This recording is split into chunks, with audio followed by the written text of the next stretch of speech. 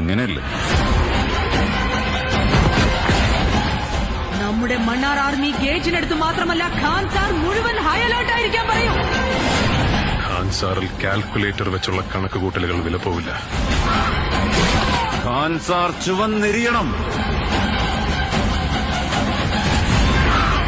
അതുകൊണ്ട് തന്നെയാണ് ഒരു കണക്കുകൂട്ടലിലും പെടാത്ത ഒരുത്തനെയും കൊണ്ടുവന്നത്. എരിയുന്ന കനലുകൊണ്ടായാലും ഇവരുടെയൊക്കെ ചോര കൊണ്ടായാലും അവന്റെ പേര് അറിയാം ബാബ.